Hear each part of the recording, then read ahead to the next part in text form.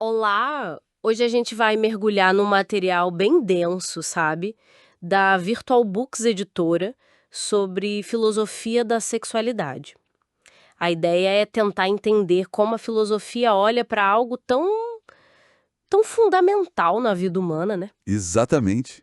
E olha, não é um assunto só. A gente está falando de desejo, de prazer, de procriação, mas também de ética, né? Consentimento, casamento, sexo casual, homossexualidade, um monte de coisa. A filosofia aqui, ela faz basicamente duas coisas. Tenta clarear os conceitos, tipo, o que é desejo sexual, e também avalia, né? A moralidade, o valor das práticas sexuais.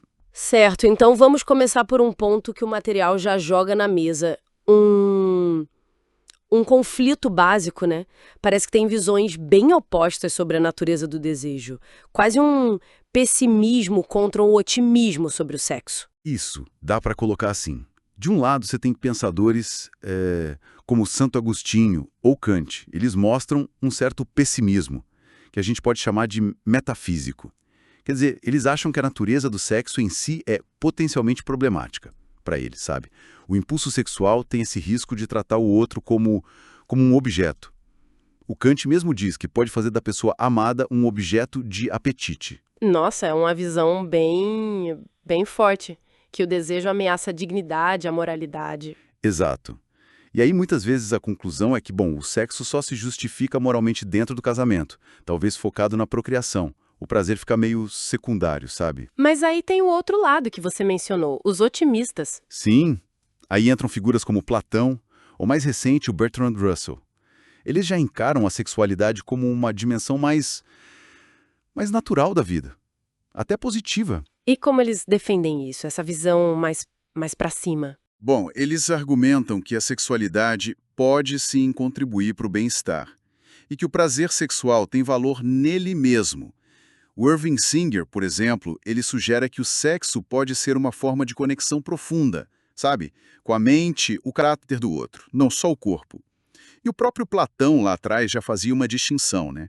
Entre um amor mais vulgar, só físico, e o amor celestial, mais voltado para a pessoa inteira. Interessante essa dualidade logo de cara. Mas saindo um pouco da natureza do desejo, como é que a filosofia avalia os atos sexuais em si? O material diz que não é tudo a mesma coisa, né? Não mesmo. É super importante fazer uma distinção que às vezes a gente esquece, entre avaliar moralmente e avaliar não moralmente um ato sexual. A avaliação moral pergunta: isso é certo ou errado? Tipo, estupro é errado. Sexo consensual entre adultos, em princípio, ok, permissível. Já a avaliação não moral foca na experiência. Foi bom, prazeroso, satisfatório, ou foi, sei lá, ruim, chato, frustrante. Ah, e o ponto-chave é que essas duas coisas não andam sempre juntas. Algo pode ser bom num sentido e ruim no outro. Tipo isso. Exatamente isso. Pensa, sei lá, num caso de adultério. Para muita gente é moralmente errado, né? Mas para os envolvidos pode ser super prazeroso, satisfatório. Ou seja, moralmente questionável, mas não moralmente bom. E o contrário também vale. O sexo dentro de um casamento, moralmente aceito, tudo certo, mas pode virar rotina, né? Ser meio sem graça, sem prazer, moralmente ok, mas não moralmente ruim. A relação é mais complexa do que parece. Falando em avaliação, isso já puxa outra questão bem espinhosa que o material traz. A ideia de sexo natural versus não natural, ou pervertido. Isso sempre dá pano para manga, né? Nossa, e como? Um campo minado para debate. A filosofia tenta analisar o que a gente quer dizer com natural nesse contexto. E olha, um ponto crucial. Isso é diferente de moral. Um ato que muita gente considera natural, tipo sexo vaginal, pode ser totalmente imoral, pensa num estupro. E um ato que alguns chamam de não natural, sei lá, sexo oral homossexual, pode ser perfeitamente moral, se for consensual, claro. E como os filósofos mais clássicos viam isso? O material dá exemplos. Dá sim e bem contrastantes. Pega Tomás de Aquino, por exemplo, com a ideia de lei natural. Para ele, o natural estava ligado diretamente à procriação, que ele via como um plano divino. Então, qualquer ato que não servisse para isso, homossexualidade e masturbação era antinatural e, para ele, imoral. Já um filósofo mais recente, como Thomas Nagel, olha mais pela psicologia. Para ele, o natural na interação sexual humana seria um tipo de reconhecimento mútuo da excitação, sabe? Uma reciprocidade. Atos sem isso, tipo alguns fetiches mais solitários, ele talvez chamasse de psicologicamente pervertidos. Mas atenção, não necessariamente imorais por causa disso. A chave para ele é essa interação mútua. Essa ideia de reciprocidade, de interação, leva direto para um ponto que hoje é central, né?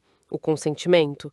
O material você até pergunta, será que ele basta para tornar um ato sexual moralmente aceitável? Essa é a grande questão na ética sexual liberal hoje em dia, representada por gente como Mapes, por exemplo. A tendência é dizer que sim. Se for entre adultos, voluntário, informado, sem prejudicar terceiros, o respeito pela autonomia da pessoa torna um ato permissível. Basicamente isso. Parece simples, né? Consentiu, tá valendo. Mas a filosofia complica um pouquinho, né? Mostra que esse sim pode não ser tão simples assim. Com certeza, tem várias objeções. Primeiro, a tradição da lei natural, como Finis defende, diria que não basta. Atos antinaturais continuam errados, mesmo com consentimento.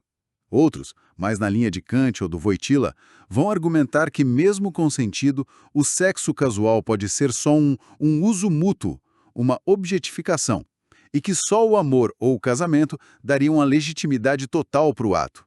E talvez o ponto mais quente hoje, o que é um consentimento realmente voluntário.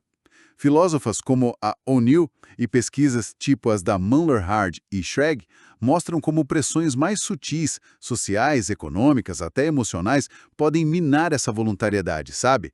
Tornam o sim meio complicado. Ufa. Fica bem claro que esse mergulho na filosofia da sexualidade abre uma caixa de Pandora, né? Uma complexidade enorme. A gente viu a análise do desejo, os tipos de avaliação, os debates sobre o que é natural e, principalmente, essa questão central e cheia de armadilhas do consentimento. Exato. E o material nos deixa com uma reflexão importante, eu acho, que é como a gente equilibra essa busca individual, né, por prazer, por conexão sexual, com as normas sociais, as regras morais e com o respeito genuíno pelo outro. Onde que fica essa linha, né, entre a autonomia da pessoa e a chance de usar o outro, de causar dano, mesmo quando parece que houve um sim?